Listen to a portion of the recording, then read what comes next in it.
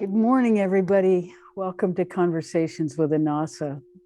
I'm so happy to see you all. So let's start with meditation.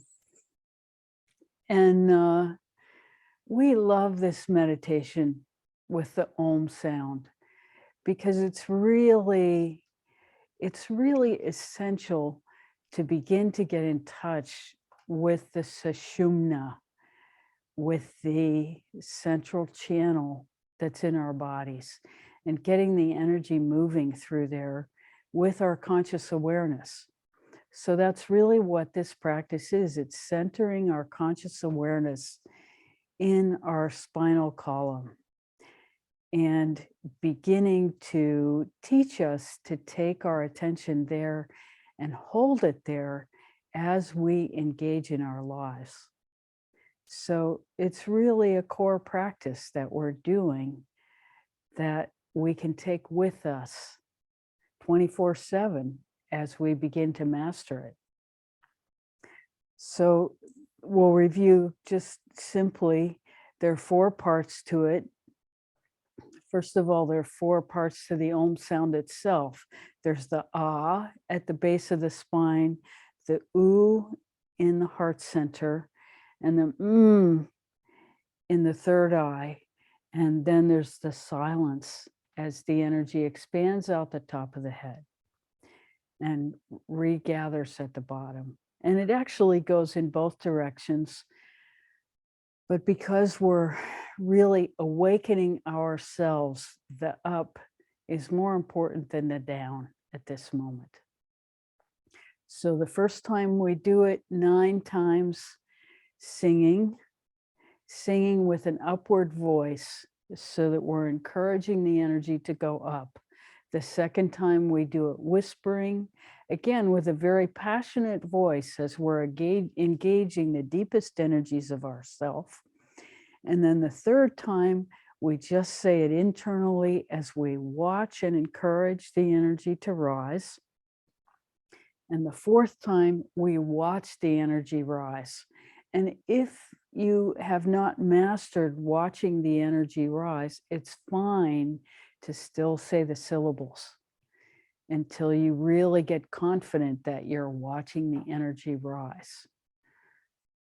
So we do each of those 9 times, and you can go at your own pace, or you can follow with us. You can use your own toning system, or you can follow with us. There's nothing special about the particular tone we start on and end on. It just fits Rebecca's voice at the moment.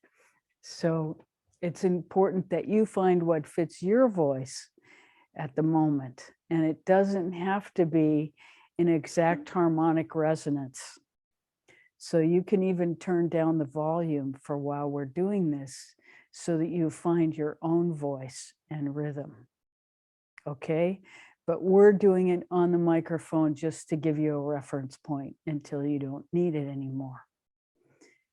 So we'll begin, and everybody's done this before, so there's no need for us to do a warning one. We'll just all start together. So take your attention inside and we'll begin.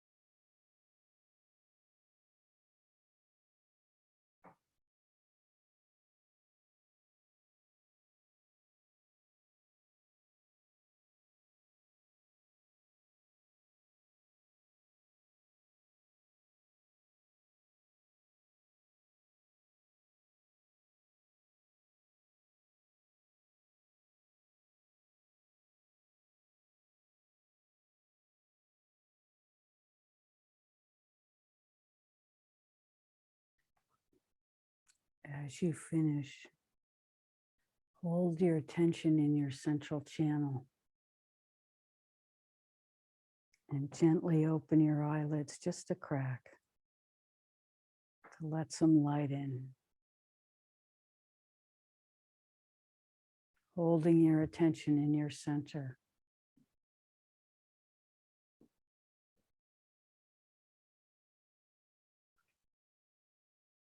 Gently open your eyelids a little bit further, holding your attention in your center.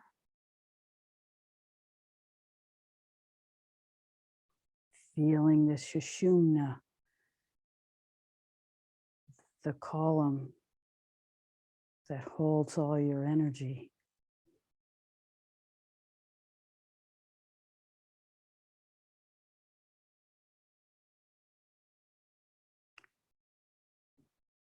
And as you're ready, open your eyes fully and allow yourself to see as you hold your attention in your central channel. Feel the difference between this sense of presence and where you normally hold your attention. So you begin to notice the difference between being present to yourself, your highest self, and the world, and just being in the world.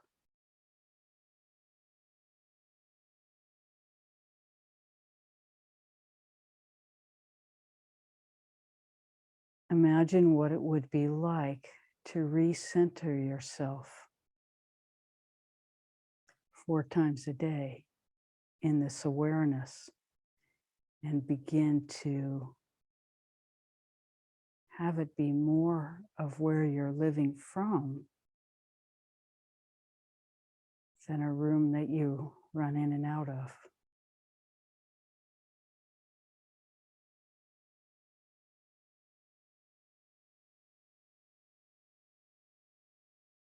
We welcome your questions.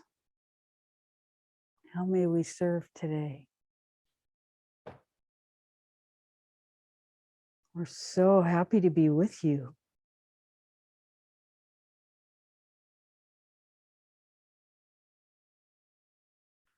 We think we might have missed up the counting in the the whispering part.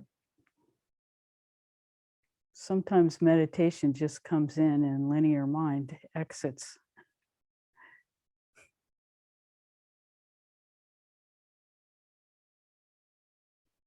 We've been working with that.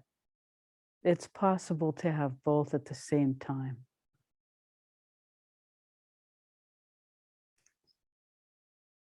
Rebecca's the first to admit she's far from perfect in all of this.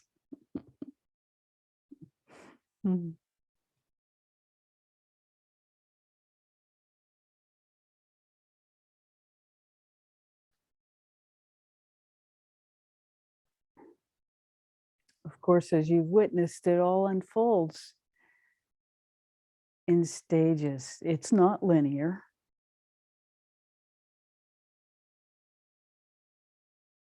And different parts expand at different rates.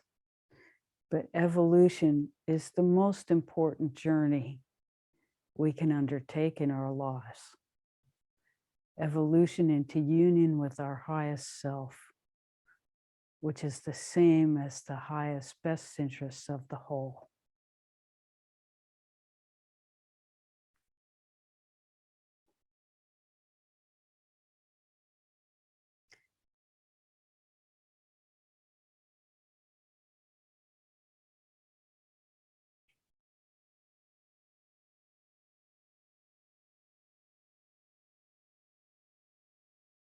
And you will notice, you're probably already noticing, that real insight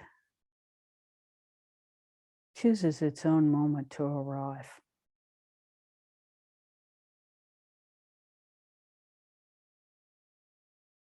And when those moments happen,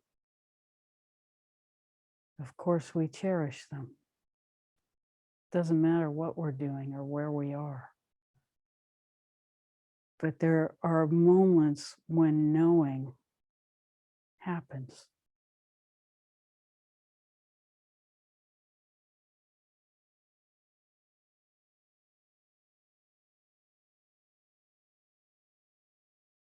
And you feel it to your core.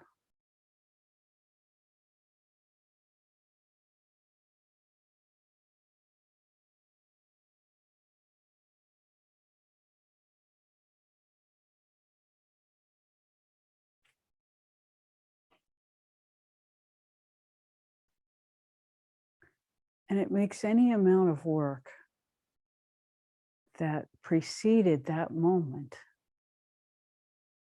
seem like nothing. Because the peace that comes with knowing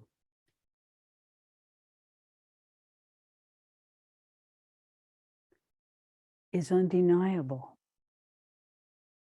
and worth every ounce, every second of struggle that it takes us to begin to discipline. And make no mistake about it, meditation is an act of self-discipline.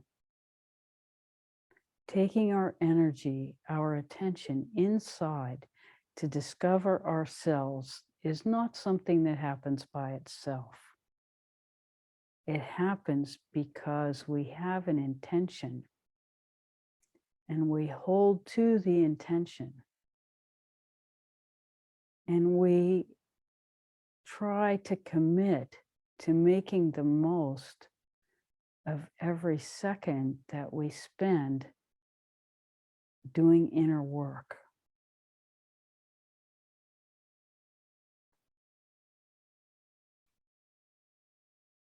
It becomes our job, our commitment to ourselves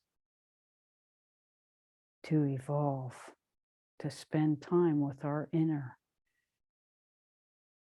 to dive deep into the exploration of who and what we really are until we know deeply within ourselves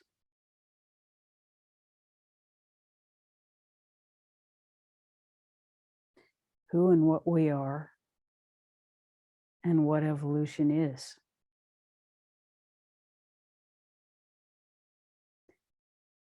And this isn't something that somebody else can really tell you.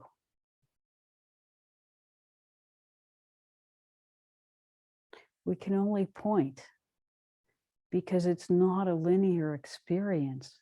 It's not something that we can even discuss in our language because there are no words for it in our language because it's not a common experience. It's a very uncommon experience. So we are cultivating the uncommon. And in many ways, because of that, it's the unknown.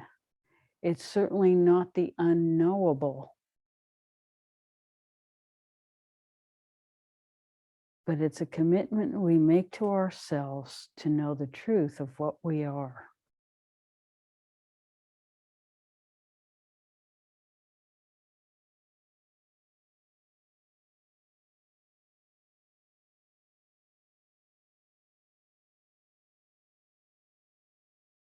And to come to ever deepening levels of peace with that.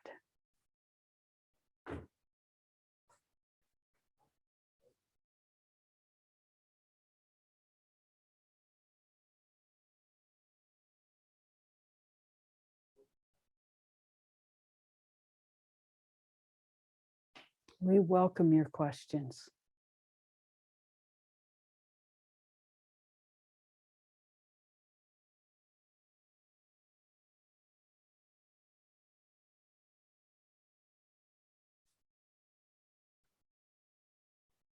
Wally, please unmute yourself. Thank you. How are you doing? I'm well. I'm very Good, well. good. Thank you. Can you turn your volume up a little bit?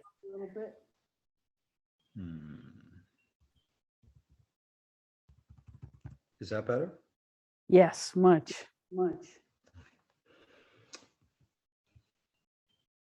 It's a question about Ho'oponopono and maybe about meditation in general.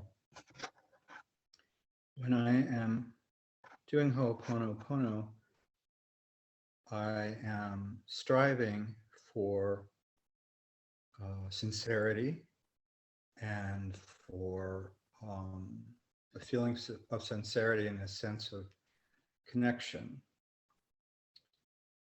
And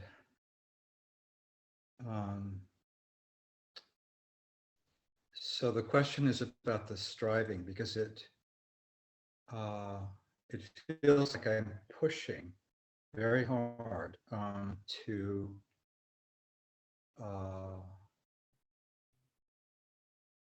I was going to say accomplish, but to feel those things, genuinely, not just saying the words. And so in that sense, it's a lot of work. And in that sense, so the question is, am I doing it right if I'm pushing that hard, if I'm pushing myself towards this experience with so much effort?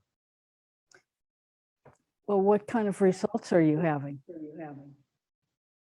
Good. So the question is, he's doing Ho'oponopono with great sincerity and depth, and it feels like he's pushing to get a result or pushing to engage the practice.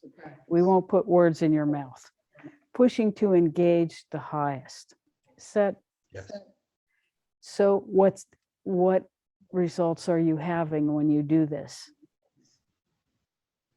What happens? I feel it. I feel it. And do you feel a change?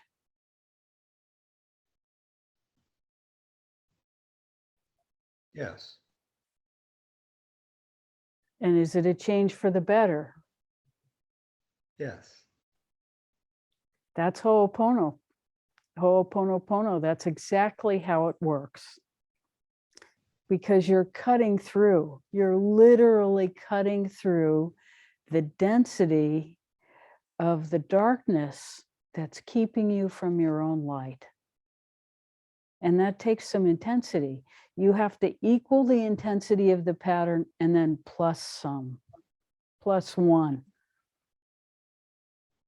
But sometimes that plus one, it's like getting water to boil. It takes just as much energy to push it across the threshold from almost boiling to boiling as it does to get it to that threshold.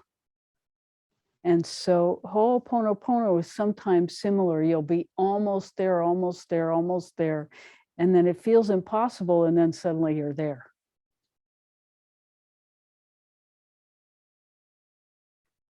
So when you run into resistance is when you push back. Does that make sense to you? Yes. So this is success.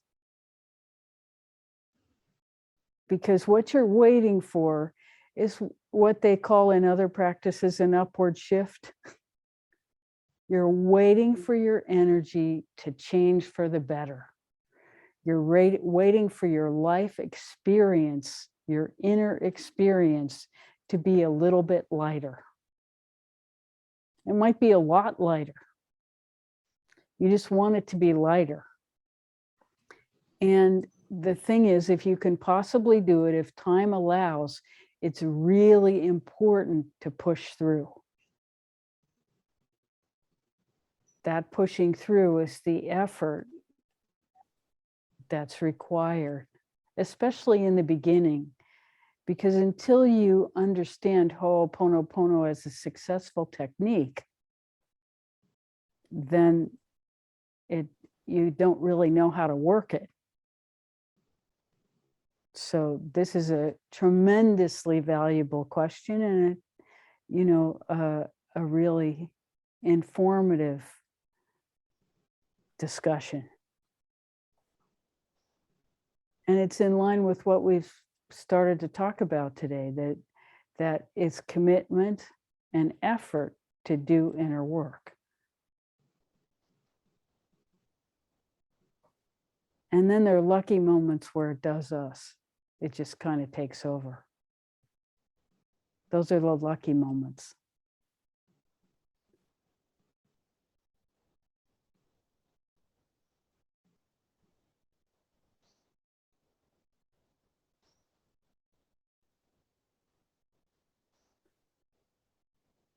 And interestingly, very often we meet those moments with fear. Because, oh no, I'm not in control. Truth is, we've never been in control. The biggest control we have is whether or not we sit down on the cushion and do our work. That's the only thing we have control over. Or let's say that's the biggest thing we have control over.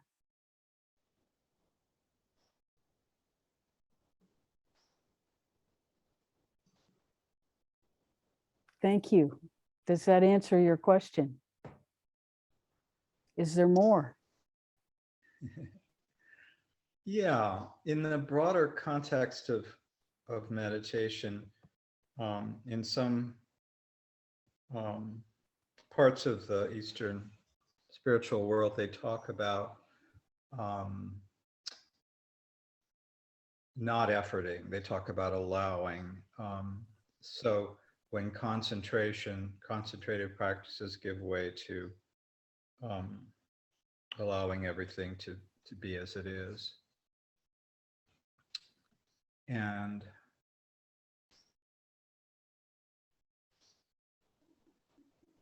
well, a lot of allowing is understanding that we don't have control. So there is this balance between effort and what they often call that allowing surrender. But that, that's very much in line with the Bhagavad Gita and images of battle and surrender. And there's nothing wrong with those images. But allowing is an equal concept that means the same thing.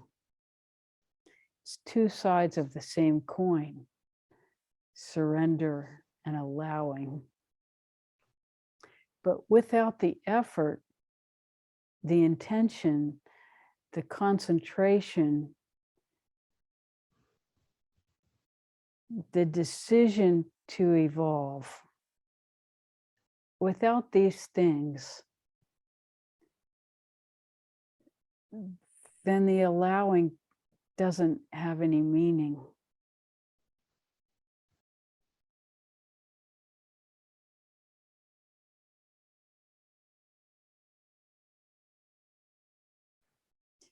And, everything that we do has an active and a passive component to it.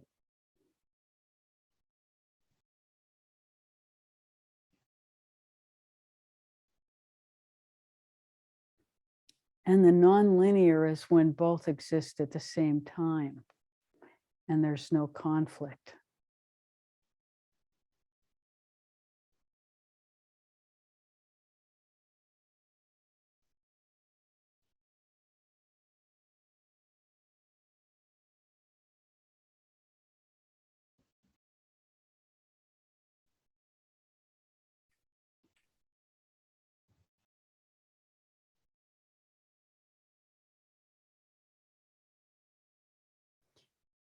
It's the same when male and female walk hand in hand without conflict.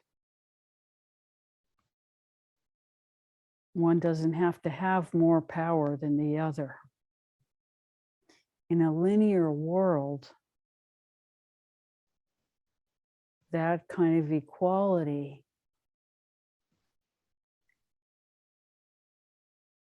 is difficult to even perceive,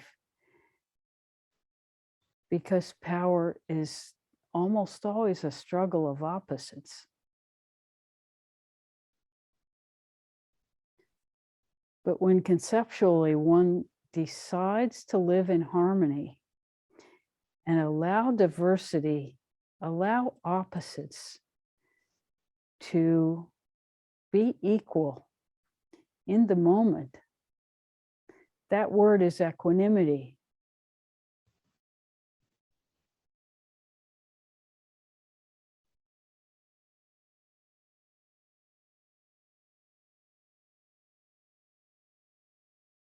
And when it's conceived of in that perspective, you can see that it's both active and passive in the same moment.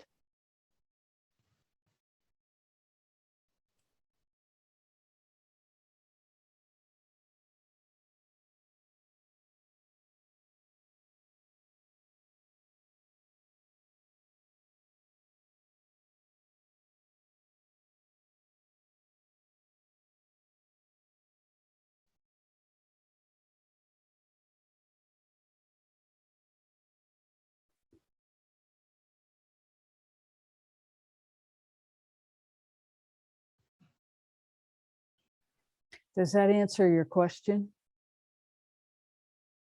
Yes, thank you. You're welcome.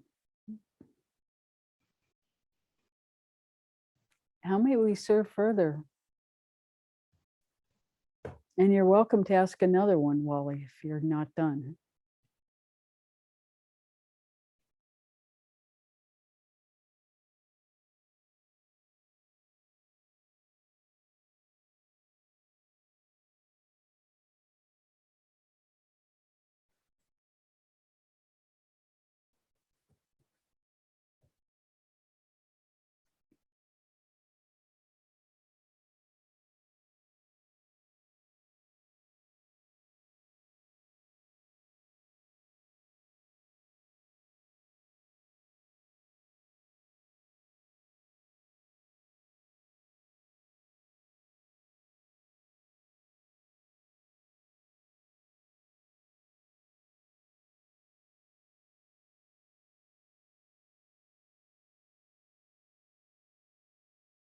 Yes. Hi, Nancy. Welcome. We're sorry you had a hard time getting on.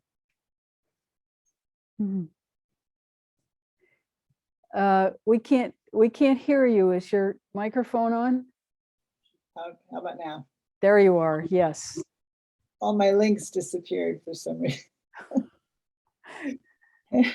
Well, we're glad to have you here. Welcome. So I'd like to, and you may have spoken about this already, but I'd like to get some input on how best for us to approach this war that's going on from a heart perspective. I'd just like to get your input on that, the whole thing.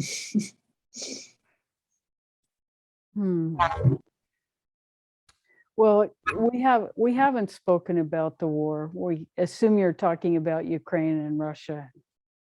Yeah. Because, you know, there have always been wars. This is the one that's receiving the most media attention at this moment.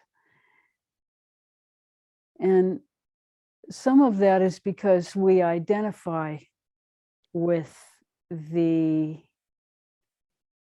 people who are being warred against, because they are much like us, a democracy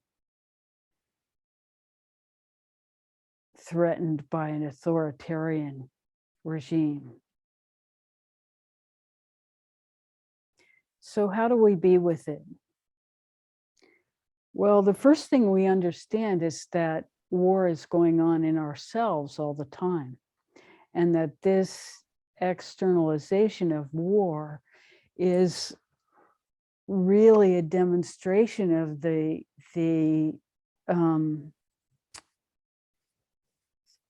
fact that humanity has not evolved beyond war yet. And so in many ways, the biggest thing, the most important thing we can always do is to address the war within ourselves and bring that to peace, understanding that that is where peace begins, inside ourselves.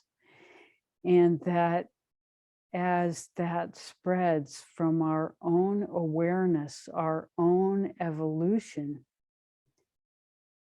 to those in our world, in our local environment, in our homes, and then our communities, and then out into the world, that this is how the world changes in a permanent way. Authoritarian and authority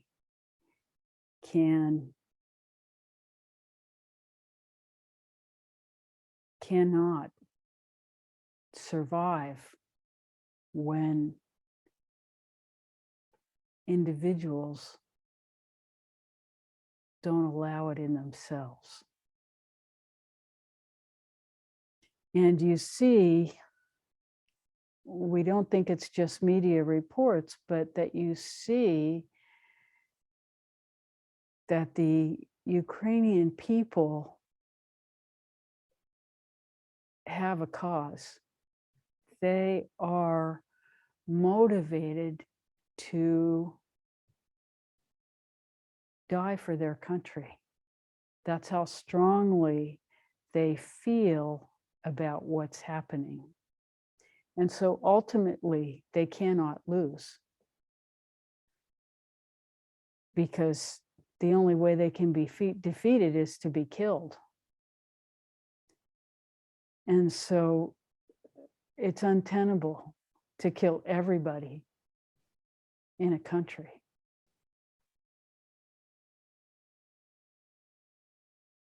So there's a lot to be learned from watching this about humanity, about commitment, about service, about dedication, about democracy, about where those lines are in ourselves, where they are in our own country and culture, and what work needs to be done to really communicate with those around us in whatever ways are possible, either in verbal communication, and when that's not possible, in the Inasa temple, to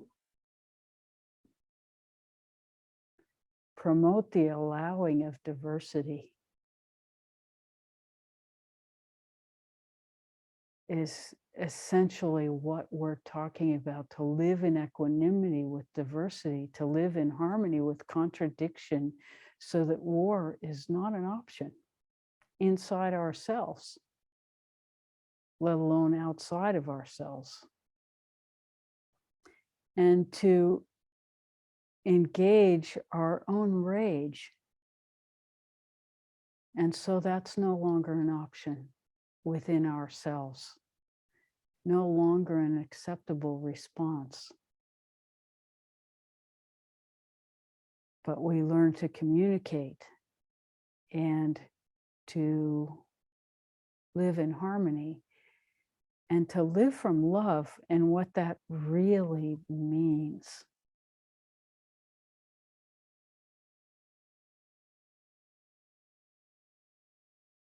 To be committed to the people that we say we love, even though we disagree. We always disagree about something. And how do we deal with those disagreements?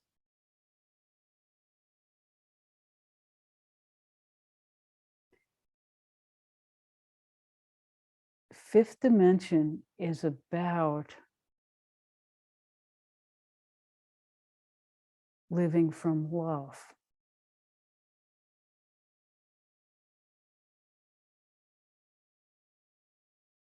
Living from love is non-linear.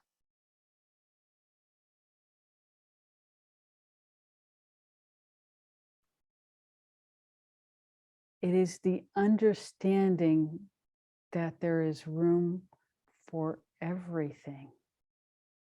All parts are welcome.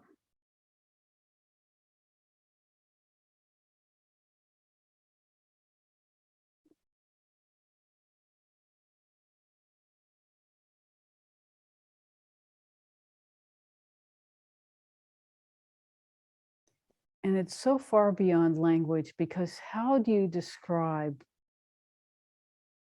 the order within chaos? It's nonlinear.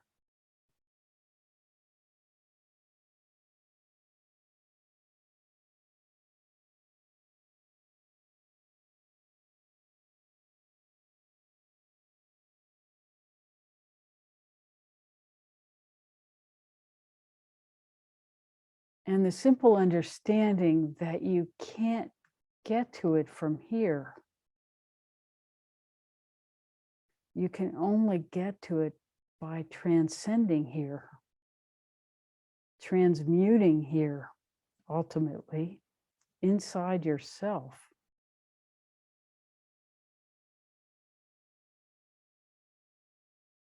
Because it is something other than linear experience.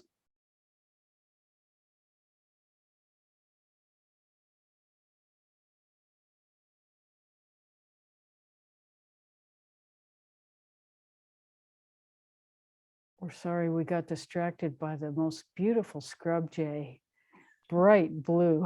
It just flew across our vision. It's definitely spring. Yeah.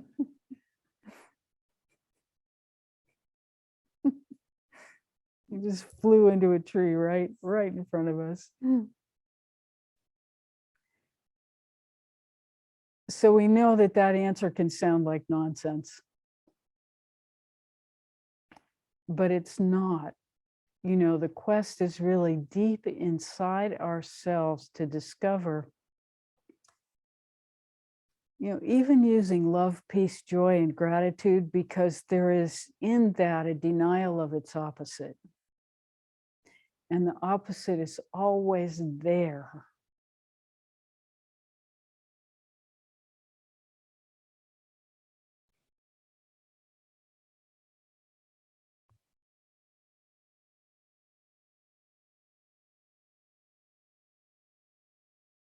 But in the total acceptance of all of it, that's the equanimity.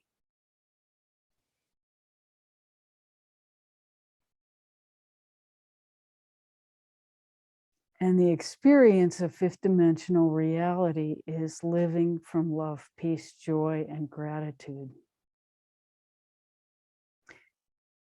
Simply because the alternative makes no sense.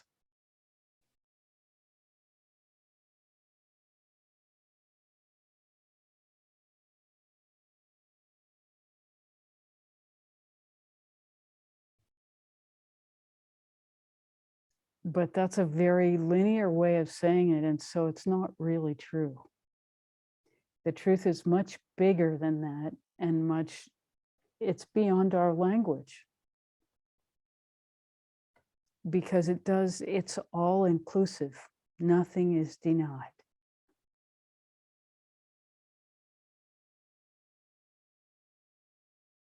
But there is a common sense to it for those who are in it.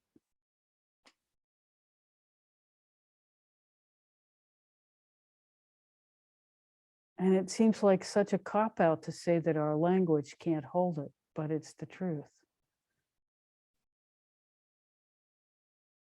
It can only be experienced in our own expansion.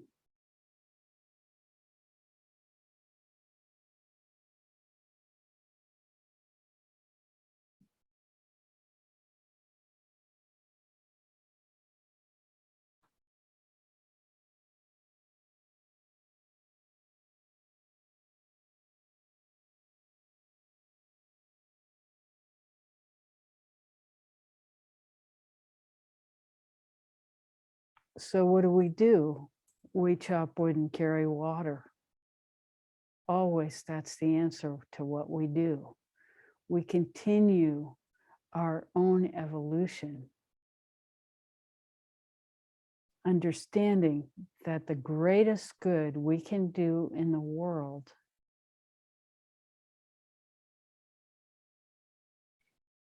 is our own work.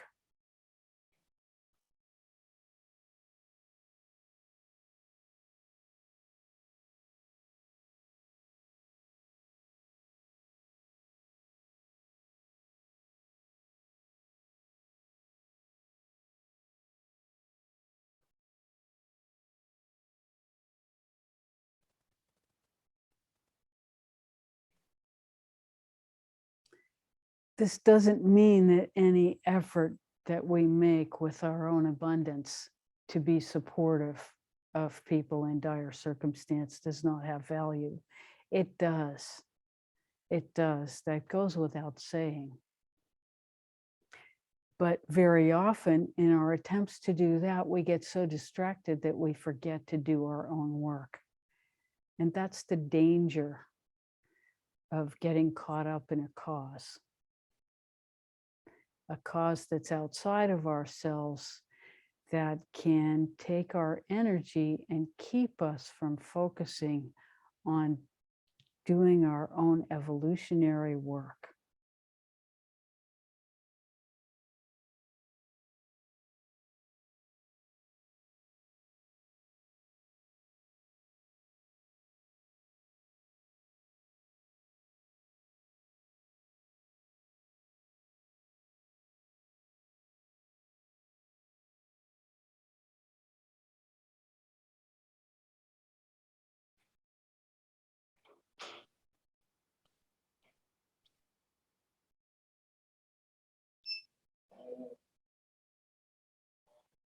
Does that answer your question? More? Anything else? Okay. Thank you. How may we serve further?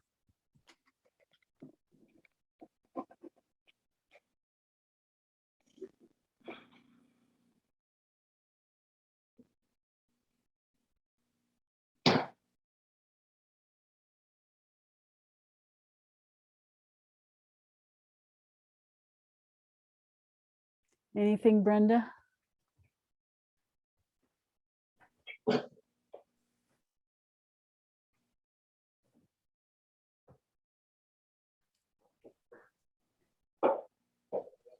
Sometimes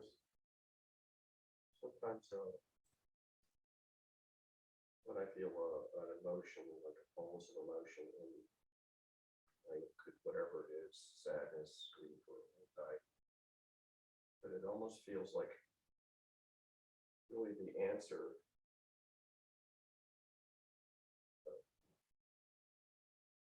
sort of going towards it rather than trying to get past it. So Andrew's remarking that sometimes when he feels a strong emotion, sadness, anxiety, what was the other one? Anger, that it sometimes feels more important to go toward it than to wait for it to pass. And this is the time to engage Ho'oponopono.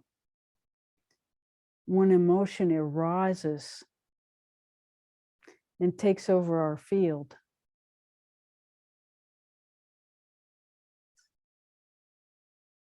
this is when we're most vulnerable to do something that might not be in our highest best interest. So if we can manage to get ourselves to a cushion and say Ho'oponopono through those feelings in the moment that they arise,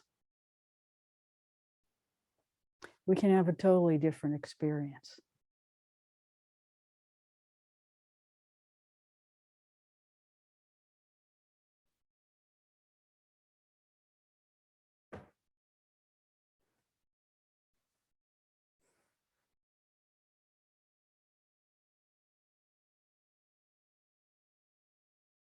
I'm going to give you an example from Rebecca's life, not in the not too distant past. Very simple example. Rehearsing music. And somebody said something that just hit a button. Rage, like a conflagration.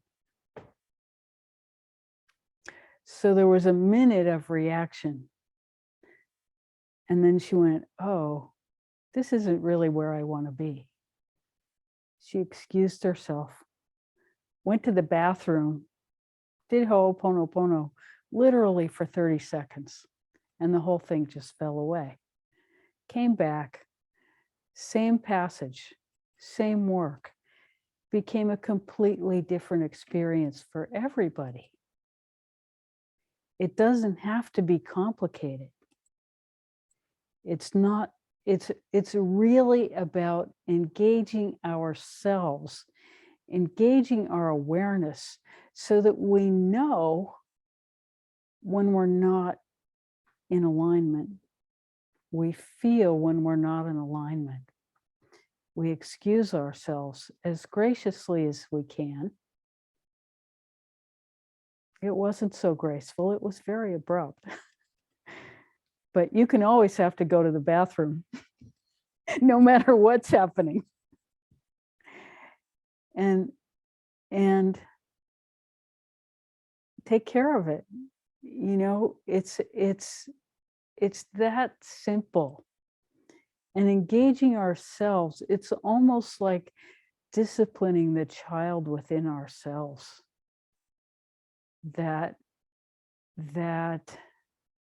needs boundaries. Because this is how we create war in our own life. It's very simple. Something rises up that has nothing to do really with the moment or the circumstance. It doesn't really, it has to do with something in our past that, you know, that's where the word trigger comes from, an emotional trigger. It's something in our past that suddenly rises up and we're out of control. Literally, we have lost control. And evolution is about reasserting ourselves in the parts where the tiny being in us learned the wrong thing. And so we're addressing that. We are reparenting ourselves in these moments.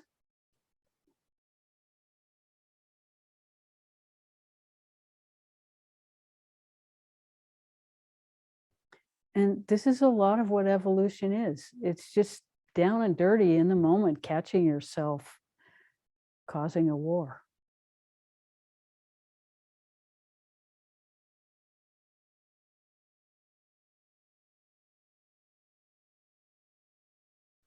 And this is the real battlefield.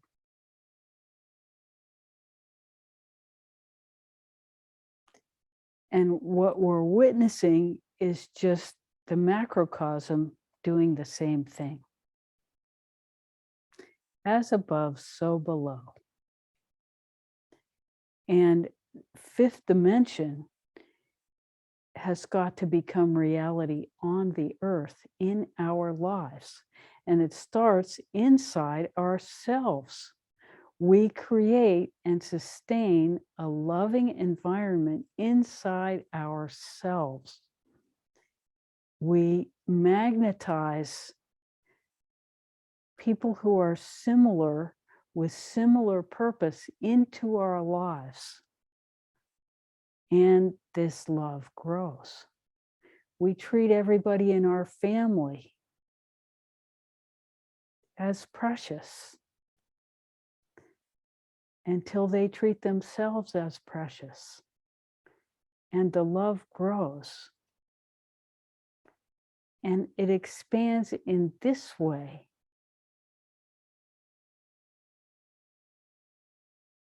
This is how we stop the war. We stop it in ourselves first.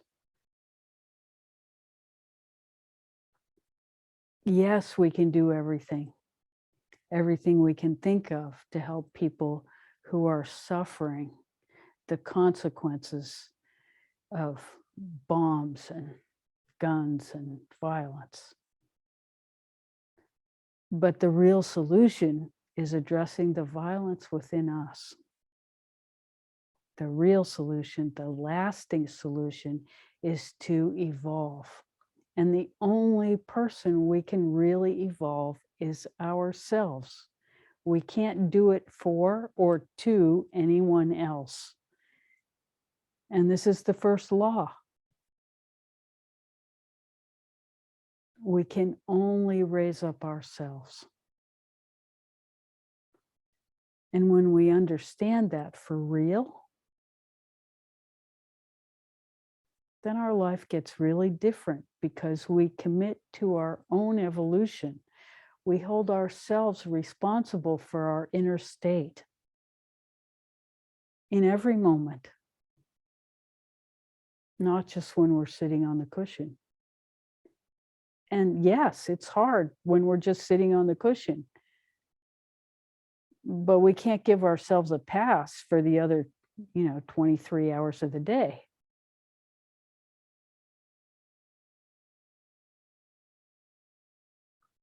This is a lifetime commitment to our own evolution. And this is the only way that lasting change is going to happen anywhere. The love we are waiting for is inside us. And we must first of all deliver it to ourselves by requiring ourselves to live from it. By understanding what alignment feels like and what it feels like to not be in alignment, and to hold ourselves responsible for reasserting that alignment as soon as possible. Because we all fall off. We fall off the cushion. And that's fine. That's human.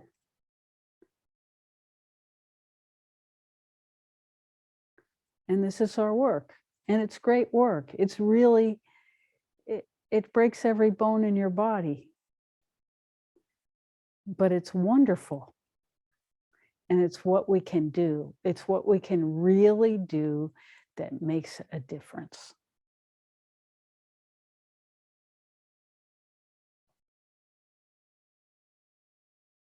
And the biggest arena where it makes a difference is in our own lives. And the time it makes the most difference is actually when we die. Because that's when we're really accountable anyway.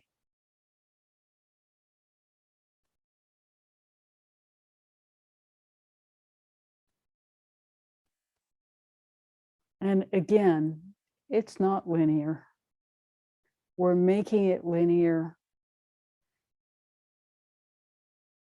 because we have linear minds, and it's the only way we can communicate verbally.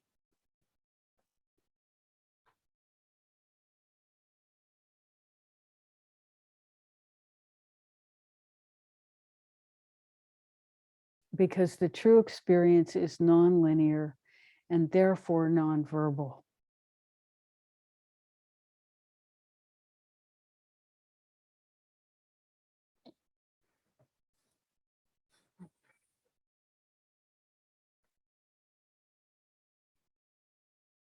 And we can't exactly say that it's more complicated, because in nonlinear being, it's not complicated at all.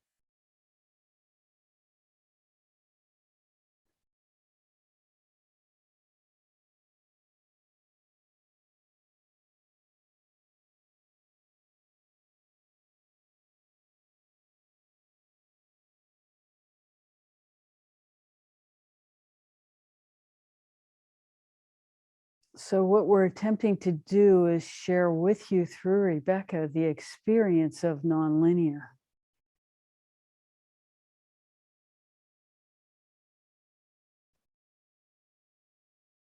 Which is the experience of union with creative energy itself.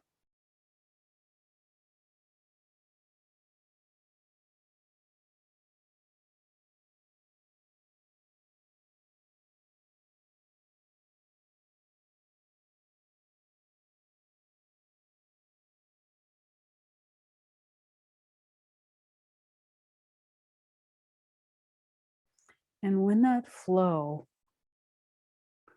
is embraced and understood,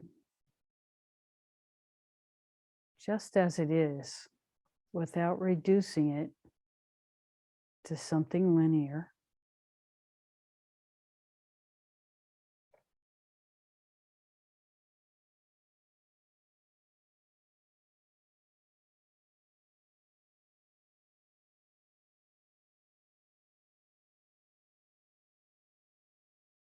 disrupting it becomes unthinkable.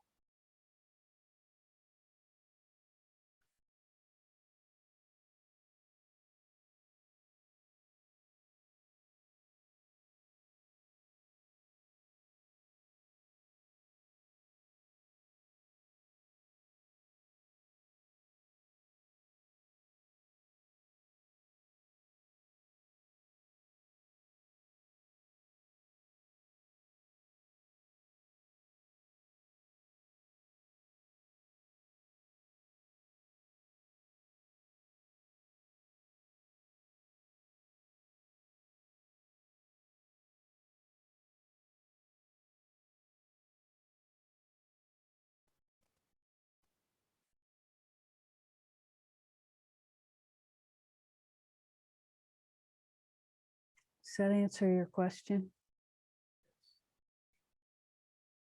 How may we serve further?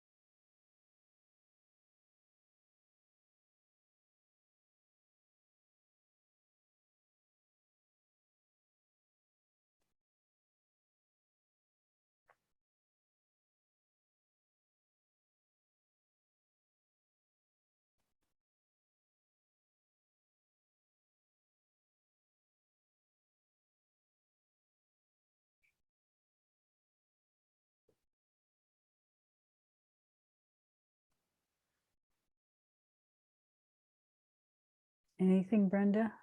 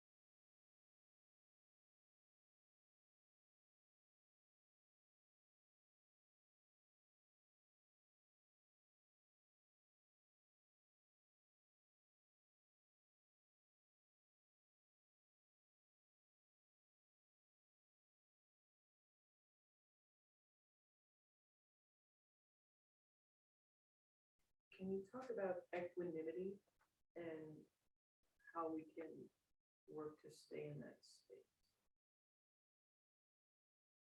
Equanimity, the question is talk about equanimity and how to stay in that space. Equanimity is the same as union with our highest self.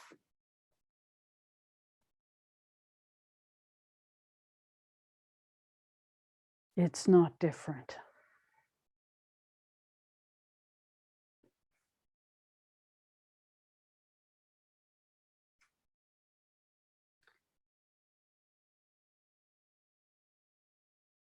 Equanimity within ourselves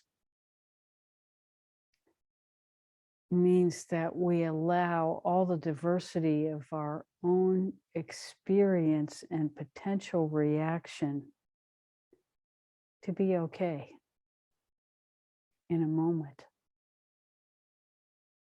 Everything about us that we consider completely objectionable, and everything about us that we worship, we allow to be present in the same moment.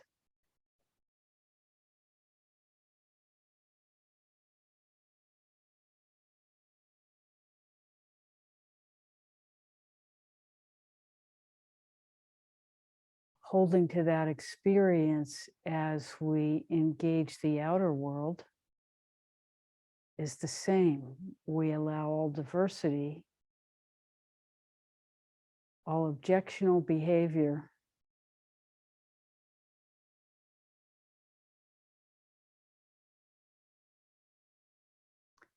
and all behavior that we would worship to exist in the same moment without judgment. That doesn't mean that we don't act in our own and the highest best interests of the whole, both internally and externally. By identifying our course of action in alignment with the maintenance of our equanimity as the way of demonstrating our commitment to our own personal evolution.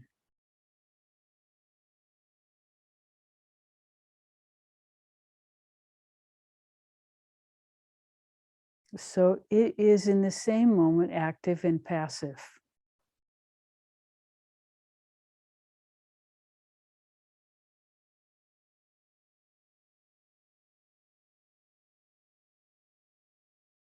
Yes.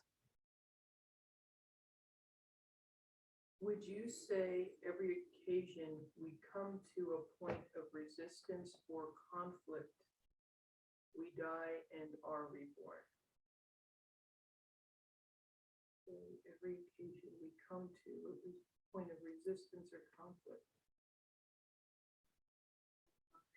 and are reborn. Well, the question is every time we come into resistance or conflict a death and rebirth experience?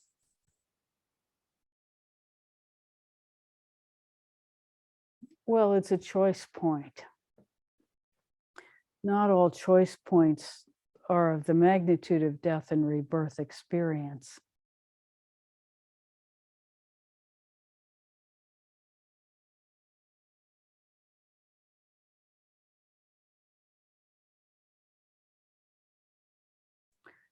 So in ordinary terms, when we talk about death and rebirth, we talk about the physical body.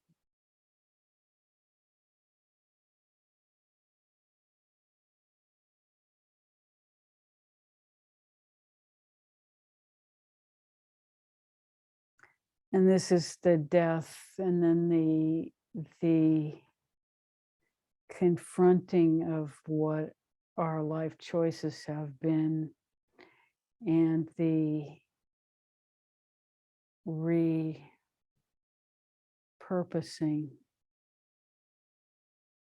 of our next life.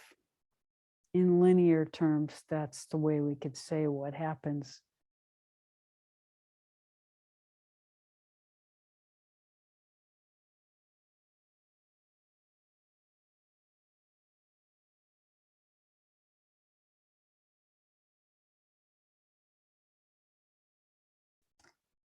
And even that is a gross oversimplification, but generally the right idea of what happens, as in we are responsible for our behavior.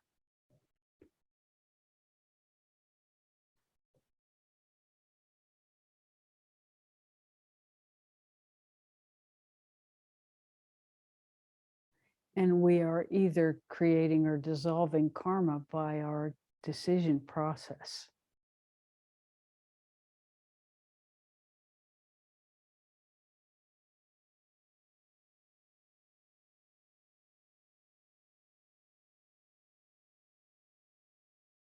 And even the decision not to act is an action.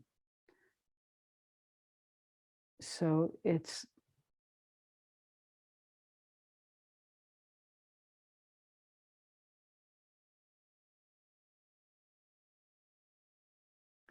so participation with our highest is really important, and the highest of the whole.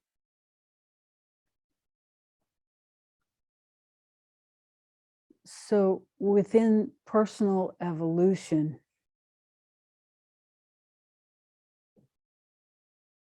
there can be experiences of death and rebirth while a person is alive. But we don't want to reduce those experiences to the daily confrontation with resistance, because that's not exactly what death and rebirth is.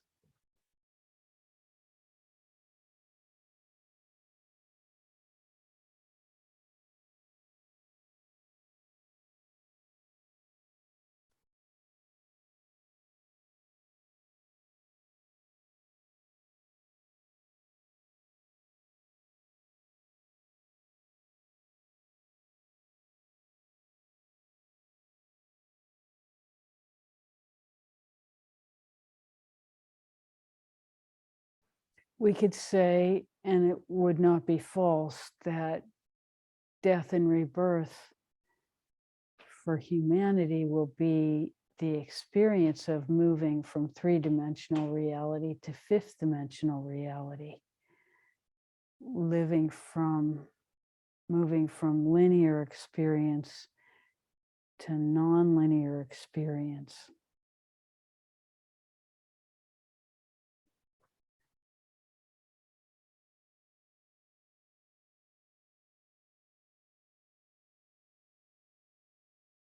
One of the functions of linear experience is time.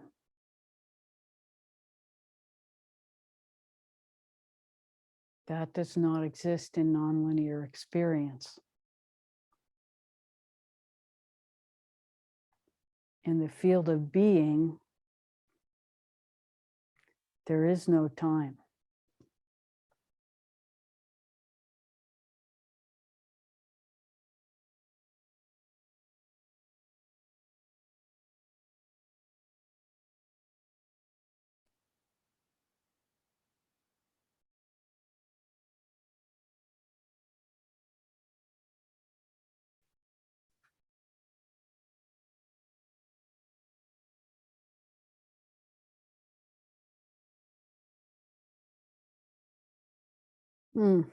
We just noticed, speaking of time, that we've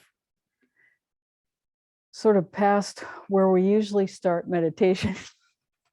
So what we're going to do is move into nonlinear experience and hold ourselves there and invite you to be with us for the next however many minutes that we have left.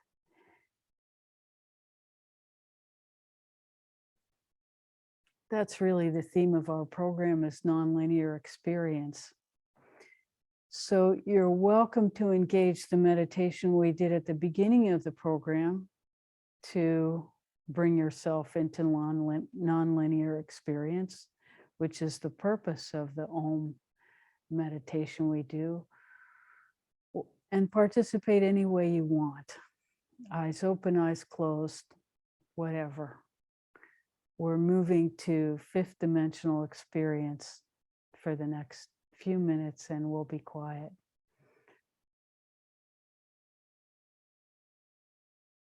We've loved being with you.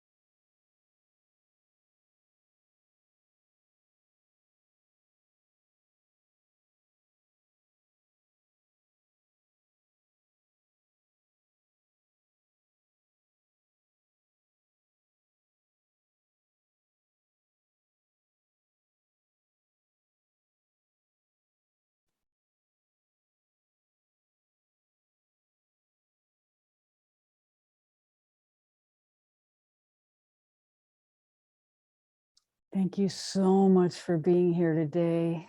I've completely enjoyed every minute of being with you. Thank you so much. Till next week.